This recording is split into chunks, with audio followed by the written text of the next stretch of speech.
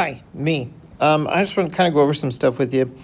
You looked through the notes about valence electrons. You hopefully did the worksheet about valence electrons. Valence electrons are just talking about the electrons that are on the outside ring.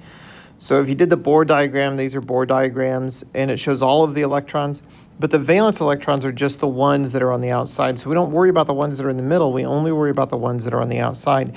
And what those valence electrons do is they help to determine what the properties are for an element. So I look at the valence electrons, I know what the properties are. Atoms are trying to get a full shell, and so if they get that full, then they're going to be happy. So one of the things that atoms do is they work and finagle to try to get to that full shell. They'll either gain electrons, they'll lose electrons, or they'll share electrons. And when we talk about that, they're really trying to get to be like the noble gases, because the noble gases have those full shells. We only worry about the groups that are in the rainbow here. We don't worry about the transition metals because they have some special rules that they follow, and we're not going to worry about that.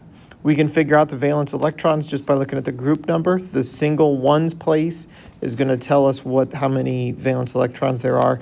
The only exceptions are hydrogen and helium. Because they're trying to get a full energy level, that first energy level can only hold 2. And you can kind of see that here with hydrogen and helium. That first energy level holds 2.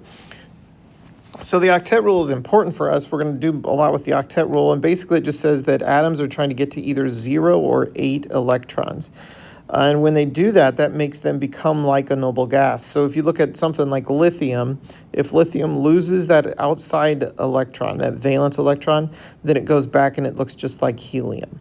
If fluorine gains 1 electron, then it's going to look just like neon. The electrons are not the protons. We're only talking about electrons here.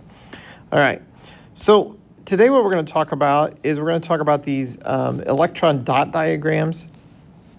They're also called Lewis structures.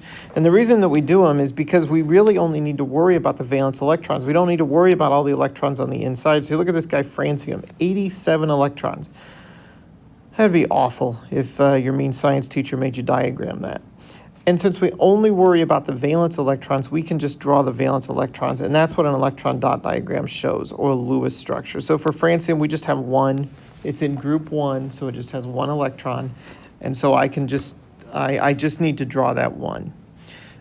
Here's some examples here. Sodium is in group 1, so I make 1 electron. Beryllium is in group 2, so it has 2 valence electrons. Notice they're not paired. We'll talk about that in a minute. Here's oxygen. Oxygen is in group 16, and so it's going to have 6 valence electrons. And we have some basic rules for that. We just start at the top, and we work our way around. And then once we go all the way back around the top. So I'll show you some examples here. Give me a second. iPad working slowly, or Mr. Miller's working slowly. Notability. All right, notability. We're just going to make a new note here. Nope, Mr. Miller.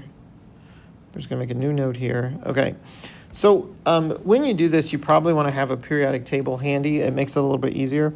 But let me just kind of go through the way that this works. I pick an element. So let's say that I'm going to pick boron. And boron is in, I'm going to pick boron. And boron is in group 13. There we go. Oh dear. Still, technology is not my friend today. It's been a long day for technology. All right. So I'm going to do boron. And it's in group 13. That tells me that it has 3 valence electrons. So the way I do this is I just write the symbol, and I think about there being a box around it, and I just put my dots 1, 2, 3. To start with, we're just going to start at the top, and then we can move them around later on. But as we're learning, we're just going to start at the top. So that's an electron dot diagram for boron.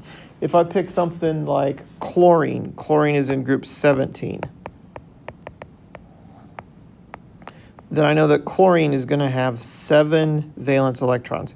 So I write the symbol.